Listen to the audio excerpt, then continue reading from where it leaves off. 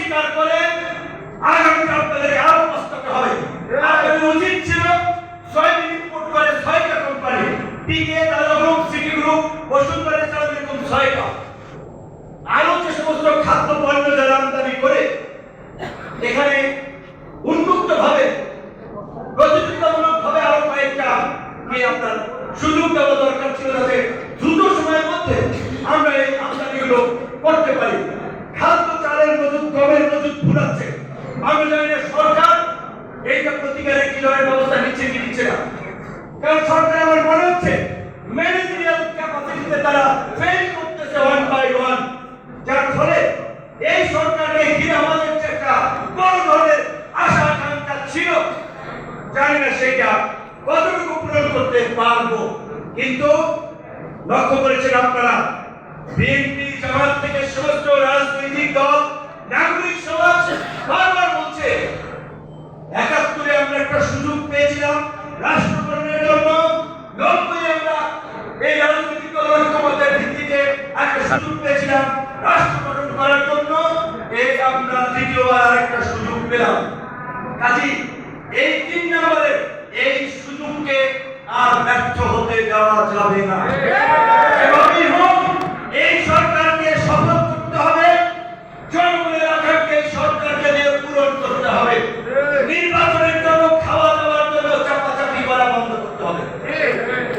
শেখ হাসিনা 16 বছর ক্ষমতায় ছিল না, যদি আমরা 5ই আগস্ট হটাইতে না পারতাম 5 বছর ক্ষমতায় থাকতো না। তাহলে যদি 2 বছর থাকে, দেখেন না 2 বছরে তারা কি করতে পারে। আগে নির্বাচনের প্রস্তুতি নানান ধরনের কথাবার্তা বলে সরকারের অনেকের মনোবল দুর্বল করে দেওয়া হচ্ছে, কারণ সরকার এখন ভাবতেছে আমি যে সংস্কার করব আমি কতটুকু করতে পারবো, আমি কতটুকু যেতে পারবো, রাজনৈতিক দল, পরিবহন মালিকরা, শ্রমিকরা আমাকে কতটুকু সমর্থন দিবে বা দিবে কিনা। কিন্তু আমরা সরকারকে বলতে চাই, রাষ্ট্র পরিচালনা এনজিও পরিচালনা না, রাষ্ট্র পরিচালনা রাজনৈতিক সংগঠনের পাঠ, সংগঠন পরিচালনা। রাষ্ট্র একটা রাজনৈতিক সংগঠন, এখানে রাষ্ট্র পরিচালনায় রাজনৈতিক প্লেয়ারদের দরকার, দক্ষ অভিজ্ঞ প্লেয়ারদেরকে নিয়ে আমাদেরকে রাষ্ট্র পরিচালনা করতে হবে, তাদের মতামত দিতে হবে। রাষ্ট্র পরিচালনায় আপনারা যেমন এই ছাত্র জনতার আন্দোলনে ছাত্রদের বিভিন্ন জায়গায় প্রতিনিধি দিচ্ছেন, সংস্কার কমিটিরা রাখছেন, ছাত্রদের পরে শ্রমিকদের আপনাদের গুরুত্ব দেওয়া দরকার ছিল।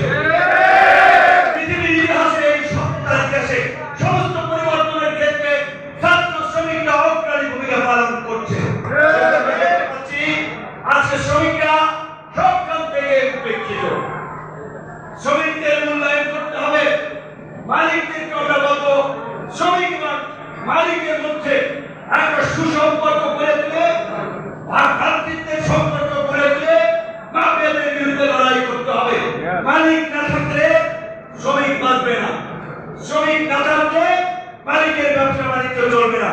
তাই আমি ধন্যবাদ জানাই এই কমিটির নেতৃবৃন্দকে, মালিক এবং শ্রমিকদেরকে একই কাতারে নিয়ে এসেছে কোন পরিমাণের শৃঙ্খলা প্রতিষ্ঠা করার জন্য, পরিবহন খাতে নৈরাজ্য, চাঁদাবাজি, লুটপাট বন্ধ করার জন্য।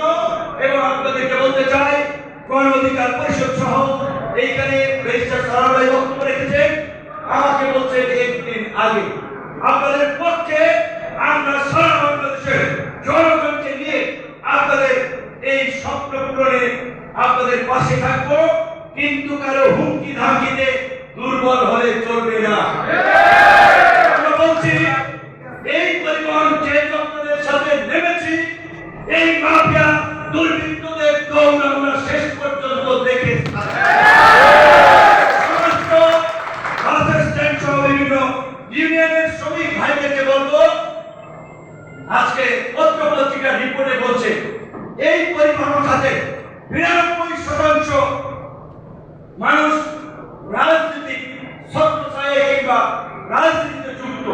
দেখা যায় অনেকের পরিবহন নাই, কিন্তু আরেকজনের শেল্টার দেওয়ার জন্য তাকে মালিকানা কিছু পার্সেন্টেজ দিচ্ছে। আর গত বছরের রিপোর্টে দেখা গেছে ৮০% মালিক সরাসরি আওয়ামী লীগের রাজনীতির সাথে যুক্ত ছিল।